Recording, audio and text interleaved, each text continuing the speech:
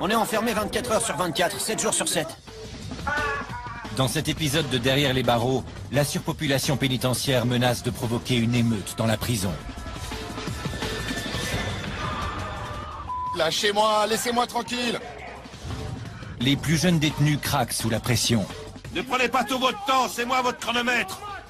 Les gardiens de la prison approfondissent donc leur entraînement en self-défense. C'est comme ça qu'on se fait tuer dans une prison.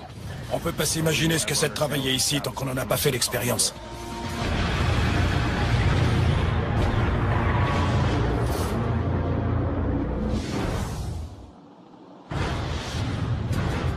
Elle s'étend sur plus de 39 hectares à l'ouest de Chicago, aux États-Unis. Al Capone et le tueur en série John Wayne Gacy y ont été incarcérés. On a exécuté des assassins entre ces murs.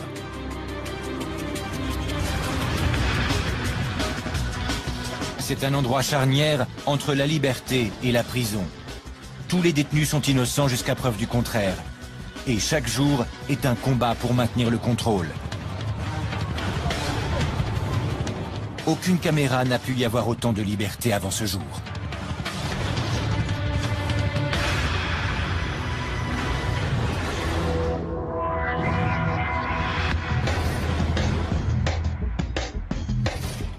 La prison du comté de Cook est le plus grand établissement pénitentiaire des États-Unis.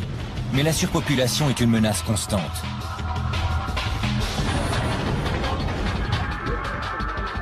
La prison est pleine à craquer et le personnel fait de son mieux pour maintenir l'ordre et éviter que les prisonniers ne récidivent. Chaque jour, de nombreux prisonniers arrivent. La tension monte et la violence éclate dans l'enceinte de la prison. Ici, vous avez de grandes chances de vous faire tuer, poignarder ou racketter. La section 11 est la plus perfectionnée de la prison du comté de Cook. Elle fait face au bâtiment principal et elle est équipée de caméras à chaque étage. Mais la technologie la plus perfectionnée n'empêchera jamais des prisonniers de se battre.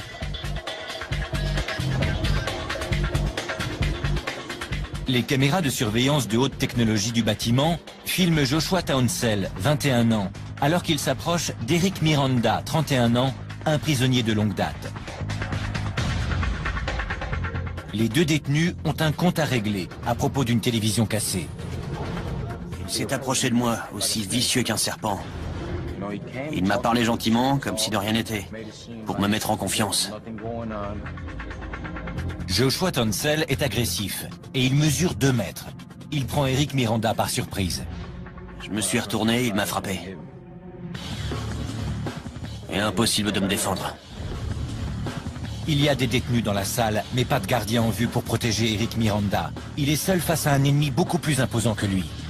Je l'ai frappé plusieurs fois au visage. Je l'ai éclaté contre les marches et je suis parti. Pendant ce temps-là, l'un des membres du groupe de Joshua Townsend agresse l'ami d'Eric Miranda. Joshua s'éloigne alors qu'Eric s'écroule sur le sol. Je peux pas ouvrir la bouche complètement, parce que toute ma mâchoire est encore gonflée. J'ai une dent qui me gêne, il va falloir l'arracher. Il m'a fait mal. Il m'a vraiment fait très mal. Lorsque les prisonniers craquent, il y a toujours quelqu'un qui trinque. Et impossible de prévoir ce qui déclenche leur violence. Je leur tombe dessus et je leur montre bien que je plaisante pas.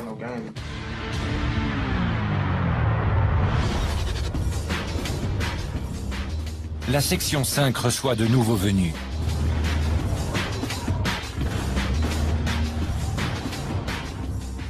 Chaque jour, la tension monte, alors que 300 nouveaux détenus arrivent tout droit des rues de Chicago. Ils sont accusés de différents crimes et délits, depuis la conduite en état d'ivresse jusqu'au meurtre. La prison est pleine à craquer, et la moitié de ces détenus n'en est plus à son premier séjour. On passe tout notre temps dans cette merde. Aujourd'hui, le directeur, Tony Godinez, supervise l'arrivée des nouveaux détenus. Il est chargé de contrôler les prisonniers. Il a une relation particulière avec cette prison. J'ai grandi tout près de ce quartier. Et depuis que je suis enfant, je vis avec les histoires de la prison du comté de Cook. Tony Godinez travaille depuis 30 ans dans le milieu pénitentiaire. Vous avez un problème? Il est arrivé ici en 2006 pour s'attaquer à un problème de taille, la surpopulation. La prison a déjà accueilli jusqu'à 11 000 prisonniers et prisonnières. La surpopulation engendre des bagarres, des agressions à l'arme blanche et des émeutes. Pendant des années, la population de la prison était si élevée que certains prisonniers dormaient à même le sol. La stratégie du directeur consiste à séparer les éléments les plus dangereux du reste des prisonniers. À quel étage? Dites-moi, vous avez fait combien de séjours ici? Un certain nombre. Je voulais vous poser une question. Quand est-ce que vous pensez ne plus revenir? Il sait parfaitement que la prison est toujours pleine à craquer. Il y a tellement de mouvements dans cette prison qu'il suffit de quelques individus problématiques pour perturber le reste des détenus.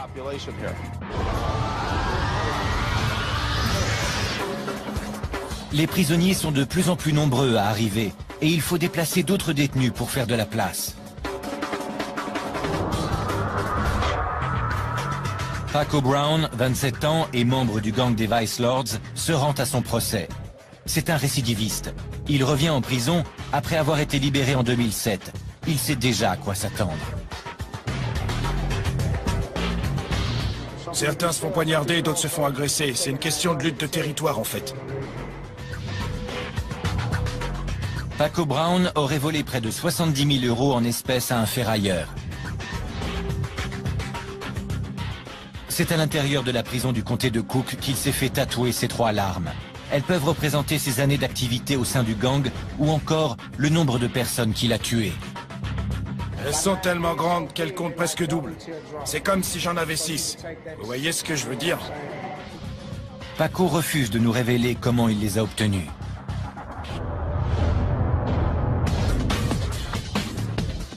À leur arrivée, tous les types de criminels se retrouvent dans la même pièce. Les meurtriers présumés et les membres de gang, tout comme les prostituées transsexuelles. Isaiah Whitehead mesure 1,90 m et il ne passe pas inaperçu.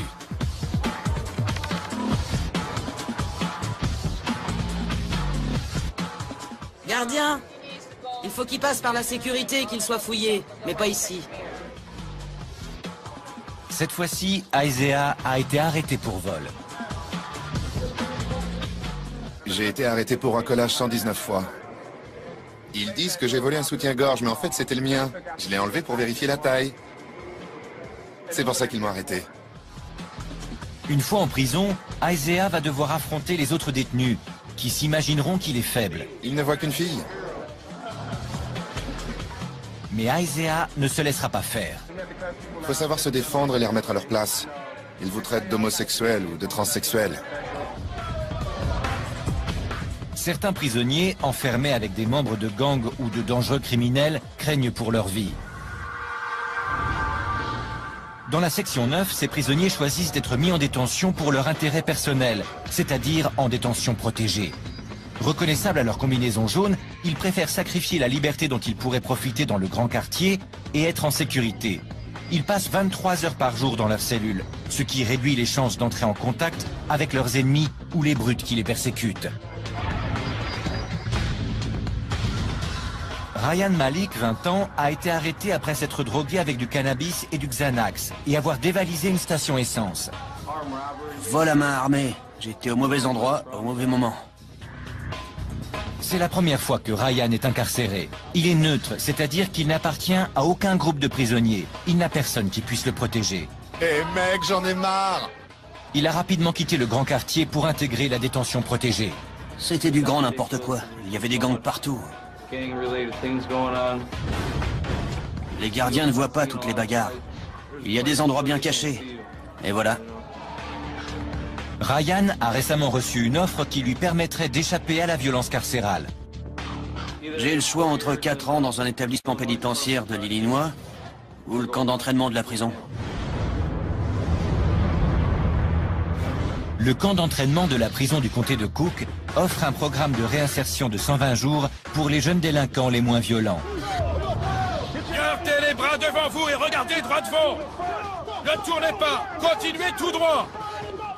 Allez, on se dépêche! Le sergent Paul Wharton fait passer 18 semaines infernales à 48 jeunes détenus. Oui, mon sergent! Qu'est-ce que tu fais?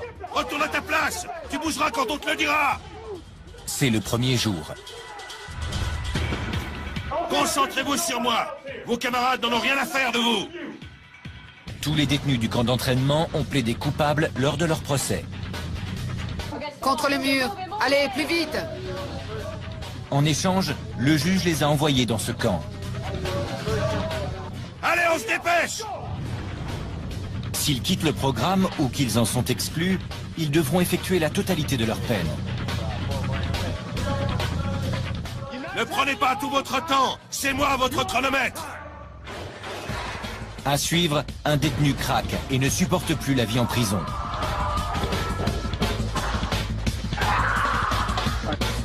Et un autre ne respecte pas les règles de la section 1. Ça ne marche pas comme ça ici, tu ne me donnes pas d'ordre.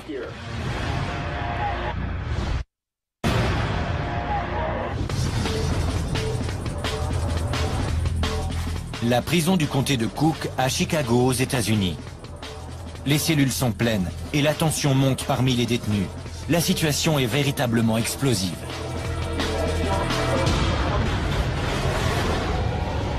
La section 1 est un quartier de haute sécurité.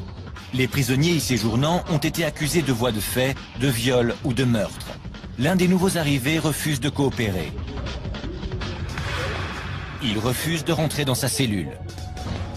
Le lieutenant Lal Darman, en poste, essaie une technique utilisée avec les enfants. Il va compter jusqu'à 3. Je vais te demander 3 fois d'entrer dans ta cellule.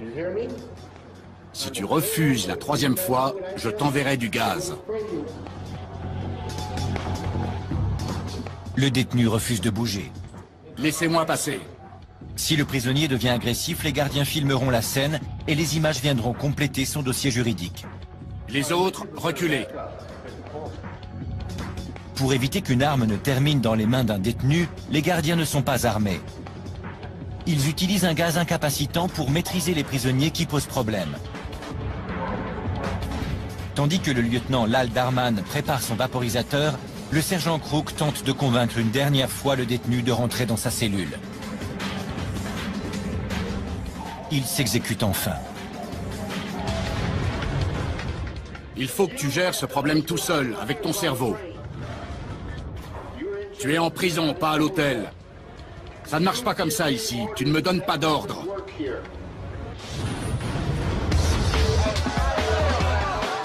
Les nouveaux détenus ont du mal à s'adapter aux règlements très stricts de la prison. Ok, on y va. Ils doivent marcher quand on le leur ordonne, se lever quand on leur dit de se lever et se coucher quand on leur en donne l'ordre. Ils ont l'impression d'être traités comme des enfants, et c'est le cas.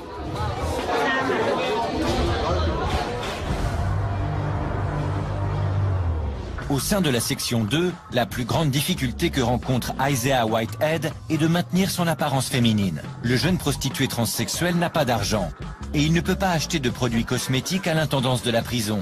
Ses habitudes esthétiques et son look sont donc radicalement différents.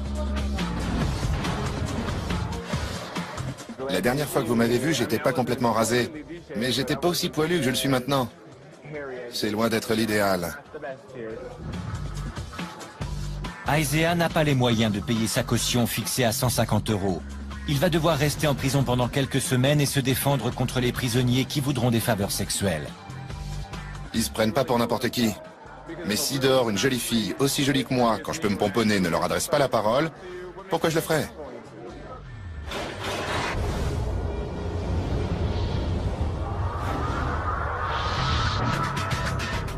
Dans la section 6, Paco Brown, 27 ans, obtient facilement ce qu'il veut. Ce n'est pas la première fois qu'il séjourne à la prison du comté de Cook, et sa réputation lui permet de se faire respecter. Je connais presque tout le monde ici. Il y a toujours quelques grandes pointures à connaître en prison. Et l'influence que vous avez dans la rue vous suit en prison. L'élément le plus important pour un séjour confortable en prison, c'est l'argent. Si vous avez de l'argent, vous pouvez vous en sortir. Si vous êtes fauché, même si vous avez des relations, vous allez galérer. Ici, c'est vraiment l'argent qui fait le bonheur. Et Paco ne le sait que trop bien. Quand vous êtes en haute sécurité, vous devez vraiment faire attention à ce que vous dites et ce que vous faites. C'est plus dangereux. Je suis assez costaud. Les autres prisonniers me laissent tranquille.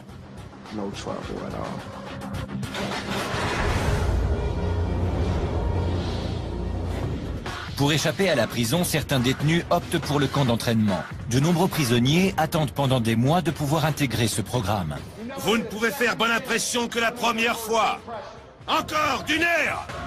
Si ces jeunes délinquants terminent le camp d'entraînement et sont relâchés, ils ont 2 fois moins de chances de récidiver que les autres détenus. C'est bien compris? Oui, mon sergent! Le camp d'entraînement est extrêmement strict. Les prisonniers doivent faire de l'instruction, assister à des cours, et les sergents instructeurs passent leur temps à leur hurler dessus. Vous devriez avoir honte. Recommencez. Allez, plus vite. Levez bien votre plateau et gardez les pieds serrés. Ryan Malik a 20 ans, et il prend son premier repas au camp d'entraînement. Levez vos plateaux jusqu'à la poitrine et avancez. Même pendant leur repas, les prisonniers ne sont pas autorisés à se parler ni à se regarder. Vous ne savez pas vous comporter correctement? On va vous apprendre. C'est bien compris? Oui, mon sergent! Les prisonniers qui refusent d'obéir aux ordres sont vite remis à leur place. Va au coin! Quand l'un d'entre vous va au coin, il empêche les autres de pouvoir se reposer. Ils ne reçoivent que 5 avertissements avant d'être renvoyés de l'autre côté de la prison. Ok, on y va. Ces jeunes sont sous le choc. Ils ne pipent pas un mot. Et je vous garantis qu'ils n'ouvriront pas la bouche. Mais dans la section 9, le quartier de haute sécurité, c'est une autre histoire. Les gardiens doivent réagir. Un prisonnier a craqué.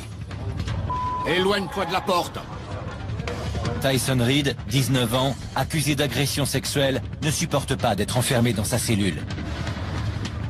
Il est maintenant dans la salle commune de la section 9, mais il refuse d'obéir aux ordres et de regagner sa cellule. Après qu'il a refusé plusieurs fois de retourner dans sa cellule, le sergent Zimny n'a plus le choix. Il doit utiliser son gaz incapacitant. Mais alors que le gaz lui brûle les yeux, Tyson continue à provoquer les gardiens. Il trébuche et le sergent Zimny en profite pour l'aveugler à nouveau. Cette fois-ci, le gaz est efficace. Ok, retourne-toi et mets les mains derrière le dos. Tout de suite! Mets les mains derrière le dos! Les gardiens parviennent à maîtriser le délinquant agité et l'emmènent pour qu'il se nettoie le visage. Enferme-le. Enfoiré. Dans la section 6, un jeune agressif est emmené après avoir frappé un gardien. Ne t'avise pas de me toucher. Reste tranquille. Il a refusé les menottes et a frappé un gardien au visage.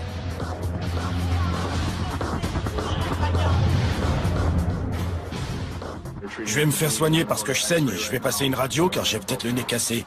Ça fait partie de notre boulot, c'est pour ça qu'il est aussi stressant. On peut pas s'imaginer ce que c'est de travailler ici tant qu'on n'en a pas fait l'expérience. Personne ne peut comprendre ce que c'est. Lorsque les détenus deviennent violents, c'est à la brigade criminelle de renseignement, la CIU, de les traduire en justice. Dans la section 9. Tyson Reed est accusé d'avoir craché sur un gardien. Il n'a créé que des problèmes depuis son dernier incident il y a quelques jours. Le jeune homme de 19 ans reçoit donc la visite des inspecteurs du CIU, Joe Duganzik et Jim McCaffrey.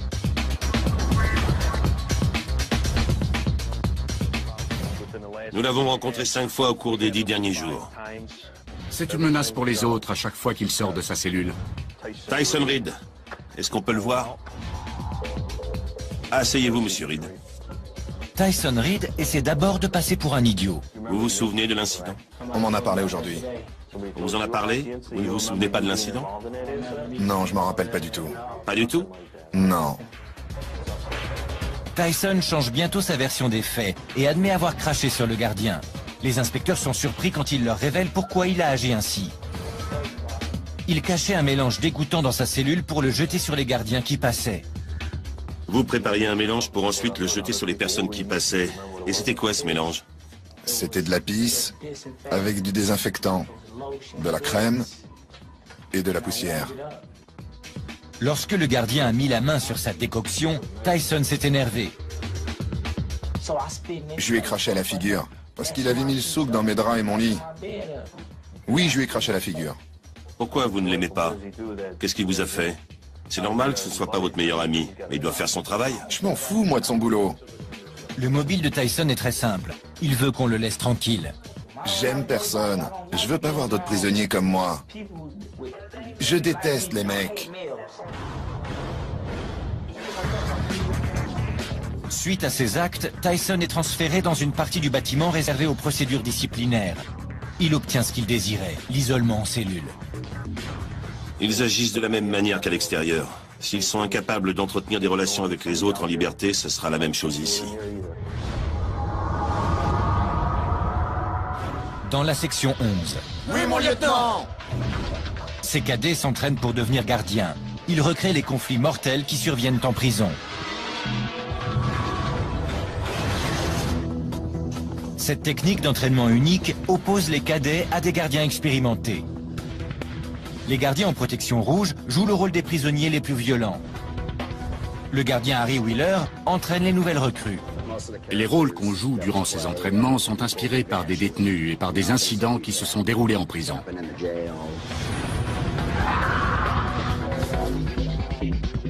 Les élèves rencontrent immédiatement des problèmes dès qu'ils demandent aux faux prisonniers de regagner leurs cellules. À vos cellules!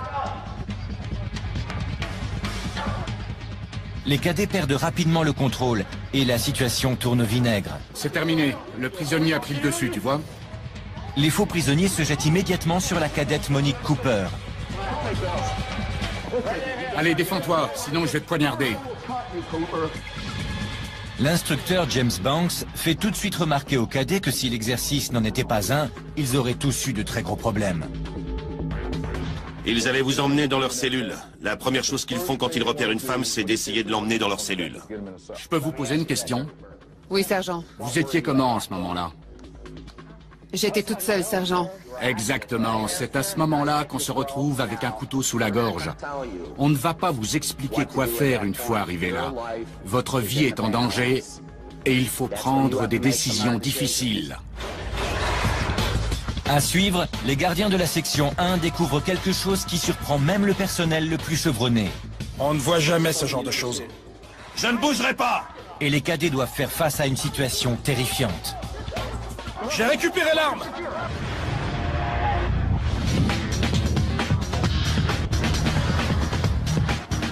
La surpopulation carcérale met en danger les prisonniers tout comme le personnel de la prison du comté de Cook.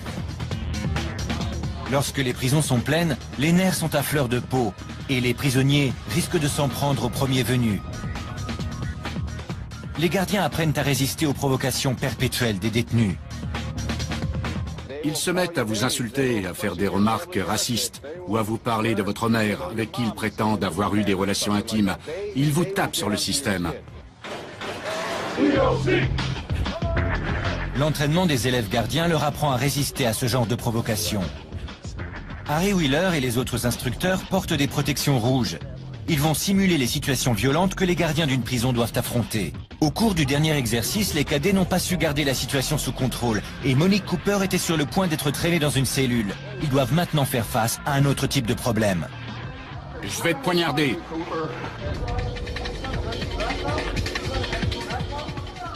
Ok les gars, tous à vos cellules. J'ai pas envie de bouger! Allez! Je ne bougerai pas! Pour cet exercice, les cadets devront faire face à une émeute. À terre! Les détenus dissimulent encore des armes improvisées. Mais cette fois-ci, les cadets savent à quoi s'attendre. Lâche ton arme! Je te dis de lâcher ton arme! C'est bon, j'ai récupéré l'arme. Les cadets travaillent en équipe pour reprendre le contrôle de l'étage avant que les prisonniers n'aient le temps de prendre le dessus. Laisse-toi faire! Arrête de résister! Même l'instructeur Harry Wheeler est neutralisé. Une fois l'exercice terminé, les cadets sont félicités par leurs instructeurs. J'espérais traîner quelques filles dans les cellules, mais ça n'a pas été possible. Non, impossible. C'est que tu n'as pas bien fait ton boulot. C'est eux qui ont bien travaillé.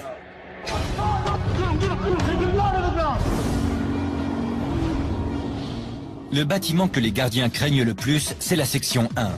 Parmi les 1200 prisonniers de ce quartier de haute sécurité, nombreux sont ceux qui ont été inculpés pour meurtre ou viol. C'est l'endroit où circule le plus d'armes improvisées, fabriquées par les détenus. Les gardiens l'appellent l'usine à lames.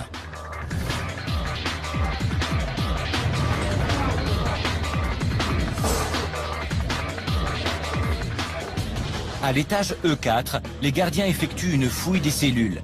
Ils suspectent certains prisonniers de préparer un affrontement.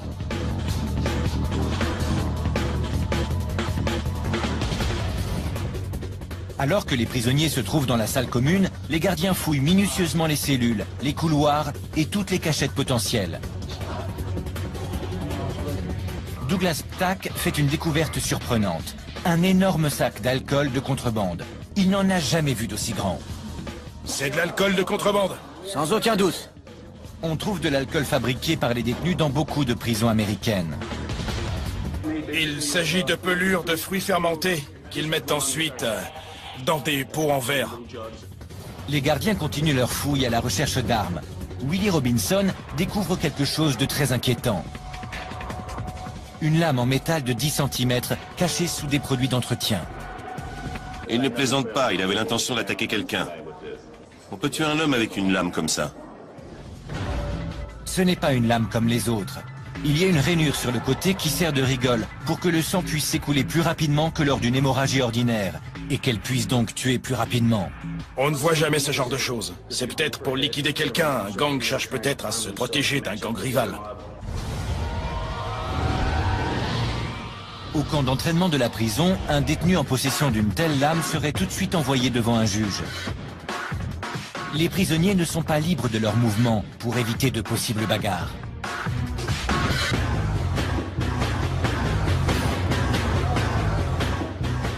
Levez-vous! Allez-y, levez-vous! Oui, mon sergent! Regardez droit devant vous. Vos pieds doivent être à un angle de 45 degrés. Restez immobile. Ne bougez pas d'un poil. Les prisons sont pleines à craquer de détenus dangereux. Les gardiens souhaitent que les jeunes délinquants qui ne sont pas agressifs sortent le plus rapidement possible. Alignez-vous par trois. Gardez les yeux devant vous. Ryan Malik purge une peine pour vol à main armée. Pour lui, le choix qu'il a à faire est évident. Je peux passer 4 ans en prison ou venir ici et repartir à zéro. Les méthodes du programme de réinsertion ont prouvé leur efficacité. 50% des prisonniers qui purgent leur peine dans les autres bâtiments de la prison récidivent, alors que seulement 20% des prisonniers du camp d'entraînement retournent en prison. Je suis très sérieux, aussi vite que vous le pouvez. Mais pour James Hughes, qui a intégré le camp d'entraînement, ces statistiques ne sont pas convaincantes. Le jeune délinquant de 21 ans doute de lui-même. Il rencontre le directeur du camp, John Harrington. Détends-toi. Le capitaine m'a dit que tu voulais abandonner le camp, c'est vrai? Oui, monsieur le directeur. Tu veux bien m'expliquer pourquoi? Je me mets facilement en colère. Et j'ai peur de frapper un gardien à nouveau si je reste. Tu pourrais frapper quelqu'un? Oui, c'est ça. James est accusé de possession de drogue, notamment de 34 pilules d'ecstasy. S'il quitte le camp, il devra purger une peine de 3 ans de prison. 3 ans. 3 ans, d'accord. Tu ne préfères pas sortir d'ici dans 18 semaines plutôt que dans 3 ans? Si, monsieur. Tu n'as passé qu'une journée ici. Oui. Je crois que tu devrais être un peu plus patient. Reste encore une nuit et réfléchis. Il ne lui faut pas longtemps pour se décider. En résumé, James Hughes va quitter volontairement le camp d'entraînement. Il est parfaitement conscient qu'il va retraverser la rue et rester de l'autre côté.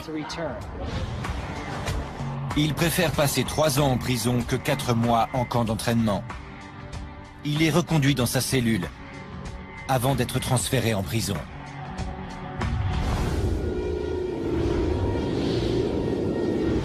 Dans la section 6, un groupe de prisonniers a choisi d'assister à des cours, alors même qu'ils risquent d'écoper d'une longue peine de prison. Voilà vos toges. Un peu de calme, s'il vous plaît. Ces 19 élèves sont inculpés de divers crimes, parmi eux des vols à main armée, des viols et des meurtres. Aujourd'hui, ils terminent le lycée. Le major de la promotion, Lawrence Dupri, est accusé d'homicide volontaire. Il faisait partie d'un gang et aurait tué un membre d'un gang rival durant une fusillade. Nous tous, ici présents, nous ferons ce que chacun doit faire dans la vie. Prendre des décisions. Certains feront le bon choix, d'autres le mauvais. Ça fait partie de la vie. Vous pouvez faire passer le pompon de votre toque à gauche. Félicitations! Au travail! Il n'y aura pas de fête de fin d'année pour ces jeunes lauréats. Ils regagnent leur cellule de 2,5 mètres sur 3. Ils resteront en prison jusqu'à ce qu'ils soient condamnés ou déclarés innocents. Vous avez en face de vous le major de la promo, qui retourne à sa cellule. La partie de la section 9 réservée aux étudiants est tout aussi dangereuse que le reste de la prison. Avancez! Une unité spéciale appelée équipe tactique d'urgence est chargée de maintenir l'ordre chez les détenus. On effectue des fouilles quotidiennes, ça n'arrête jamais. C'est notre travail. Chaque année, environ 100 000 détenus séjournent à la prison du comté de Cook. Même s'ils sont présumés innocents tant qu'ils n'ont pas été reconnus coupables, ils pourraient représenter une menace pour les autres détenus ou le personnel de la prison. Leur séjour dans cette prison n'est pas leur punition. C'est simplement un moyen de les séparer du reste.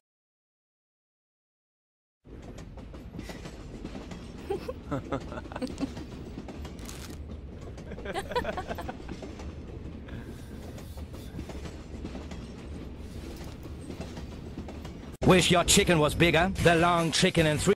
Hey, can I have a Dorito?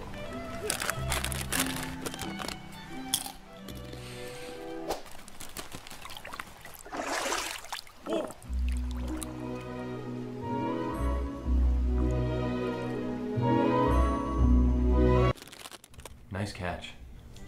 Mom, Dad, this is Cindy. Cindy, yes. So nice to meet both of you. Nice to meet you finally. Travis has told us so much about you. All good things, I hope. Yes, of course. Good. Please, please, Thank welcome. you. Oh, Mom, no. Dad, this is Shannon. Oh, hi. Shannon? And this is Aaron. Hey, cutie. That is Jessica. Jenny, Sarah, Megan, Hi. Nicole, Elizabeth. Axe. Using mine. Relax. I'll have this all cleaned up. I'll make you a nice dinner. Love you. Bye. Bye, baby.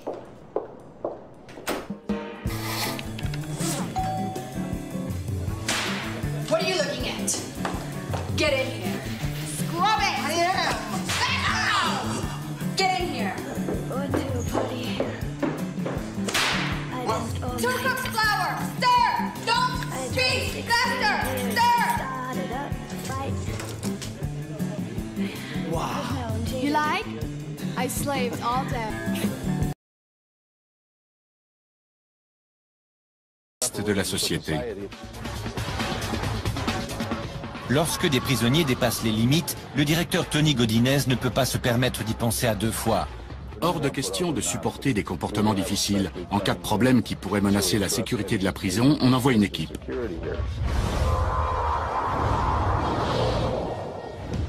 Il s'agit d'une équipe d'intervention d'urgence. Aujourd'hui, elle a pour mission la fouille de la zone scolaire de la section 9.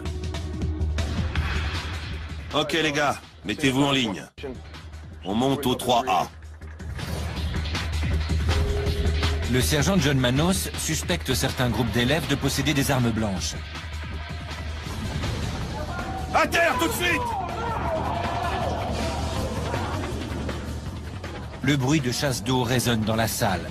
Les prisonniers se débarrassent de leurs produits de contrebande. Il vient d'essayer de se débarrasser d'un pantalon dans les toilettes.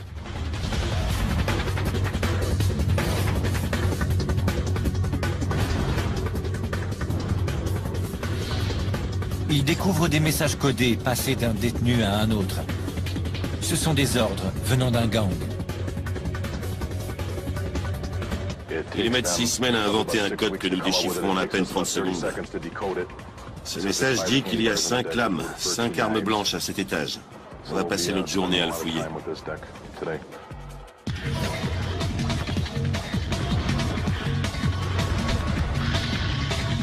Tout indique qu'une guerre des gangs est sur le point d'éclater. C'est vraiment n'importe quoi. Le sergent Manos sait parfaitement d'où provient le message.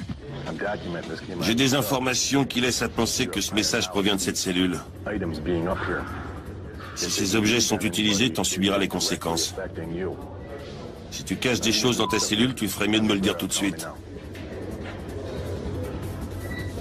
Le silence du prisonnier vient confirmer les soupçons du sergent. Ces détenus pourraient cacher quelque chose. J'ai également remarqué que certains détenus avaient placé leur matelas devant la porte de leur cellule. Ça peut signifier que l'atmosphère est tendue et qu'ils ont peur de se faire surprendre pendant leur sommeil.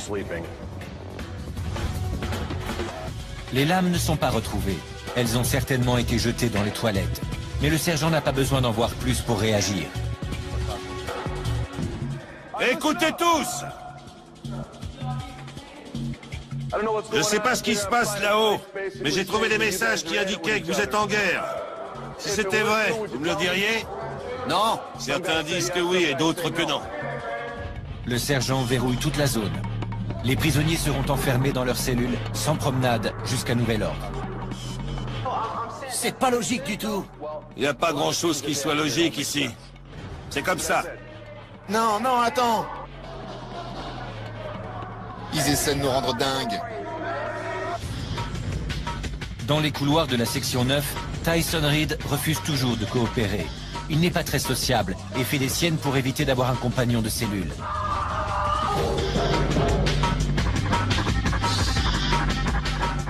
Depuis qu'il a craché sur un gardien, il a été accusé de 5 ou 6 autres délits.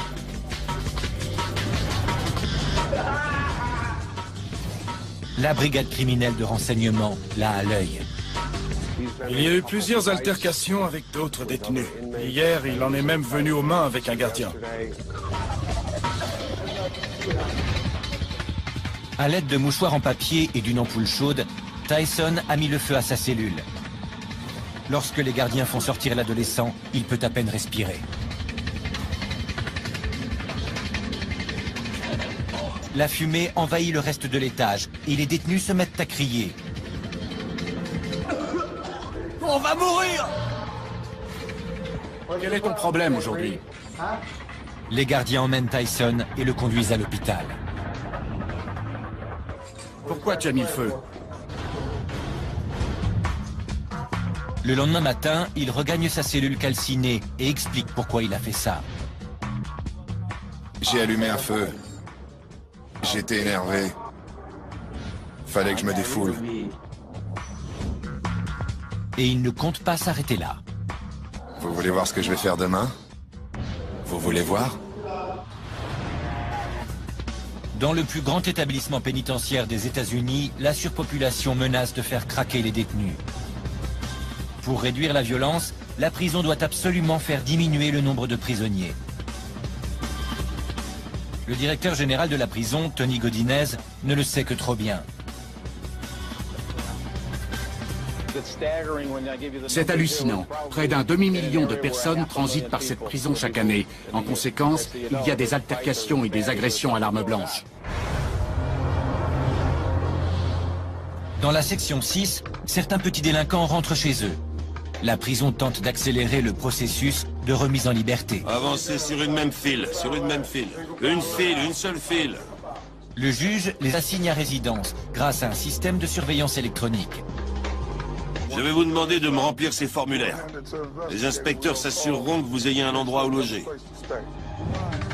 Mais il existe une condition. Il faut qu'un proche vous accueille chez lui. Quel est votre numéro de dossier?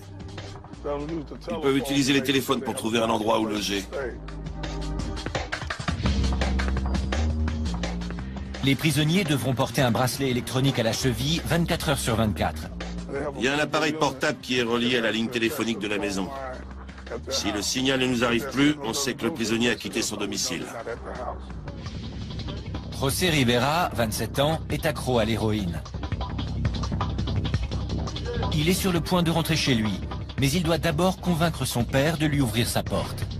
Non, non, écoute-moi, ils essaient de me donner l'opportunité de sortir. Papa, je t'en prie. Je t'en supplie. J'ai personne d'autre, papa. José Rivera a déjà séjourné à la prison du comté de Cook. Il volait pour acheter de la drogue et ses relations avec ses proches sont loin d'être au beau fixe. Je connais personne d'autre, papa, s'il te plaît. Ok, bye. J'ai nulle part où aller. Nulle part? Non. José Rivera n'a nulle part où aller. Il restera donc à la prison du comté de Cook. Mon père veut que je reste en prison. Je peux pas rentrer chez moi. Il dit que c'est mieux pour moi.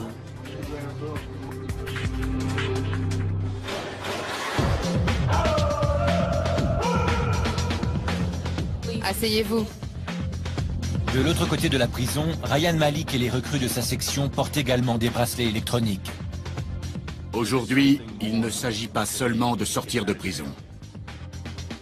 Aujourd'hui, ils rentrent chez eux. Ryan Malik. C'est la remise des diplômes au camp d'entraînement. Bravo, vous avez réussi. Je vous félicite à nouveau. Continuez comme ça. Oui, monsieur le directeur! Cette cérémonie marque la fin de la première phase du programme du camp d'entraînement.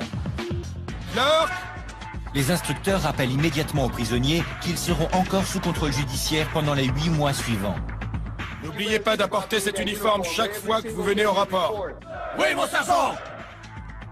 Une fois que Ryan aura quitté le camp, il sera assigné à résidence pendant 4 semaines, puis en liberté conditionnelle.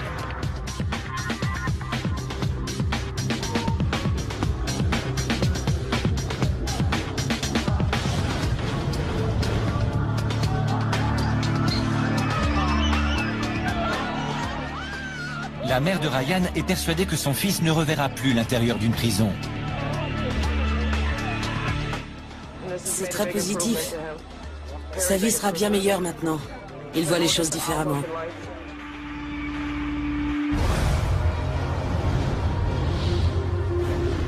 Mais certains détenus reviennent à la prison du comté de Cook. À l'extérieur de la section 11, des gardiens ont découvert un problème préoccupant. Un point faible dans le système de sécurité. Les gardiens découvrent 2 personnes au comportement suspect sur le terrain de la prison. Comment êtes-vous sorti de prison? J'ai purgé ma peine. Et vous étiez où? Dans la section 11. Les 2 hommes ont été relâchés il y a quelques heures à peine. Les gardiens m'ont communiqué par radio qu'ils t'avaient vu jeter de la contrebande. C'est pas vrai. Vous dites que c'était un caillou? Oui. Ne bougez surtout pas d'ici, je dois informer mon supérieur. Le sous-directeur de la section 11, Daniel Morecci, ne croit pas un mot de cette histoire. Ils prétendent qu'ils essayaient simplement d'attirer l'attention de leurs anciens codétenus. Mais nous sommes en train de fouiller à l'intérieur pour vérifier s'ils ne leur ont pas transmis de la drogue ou des armes.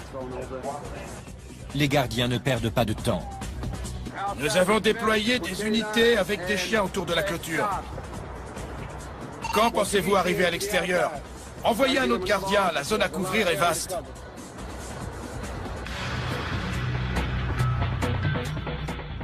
Une fouille minutieuse de toute la zone ne donne rien. Si de la drogue ou des armes ont été transmises à la section 11, elles ont maintenant disparu au cœur de la prison. On ne sait pas ce qu'ils ont jeté. Ils disent qu'il s'agissait seulement de cailloux, qu'ils voulaient dire au revoir à leurs amis restés à l'intérieur. Aucune preuve n'ayant été retrouvée, les 2 suspects sont relâchés.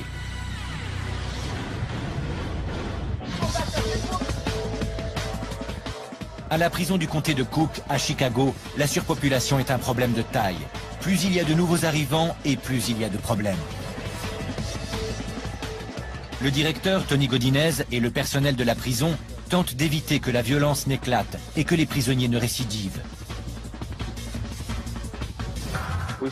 Nous voyons avec inquiétude les prisonniers qui reviennent les uns après les autres. Si la situation ne change pas à l'extérieur, les risques que ces détenus récidivent et reviennent en prison sont très élevés. Chaque jour, des centaines de prisonniers sont relâchés. Quand vous entendez votre nom et votre prénom, levez la main bien haut, d'accord? Ceux qui ont suffisamment d'argent pourront payer leur caution avant leur procès. D'accord, désolé.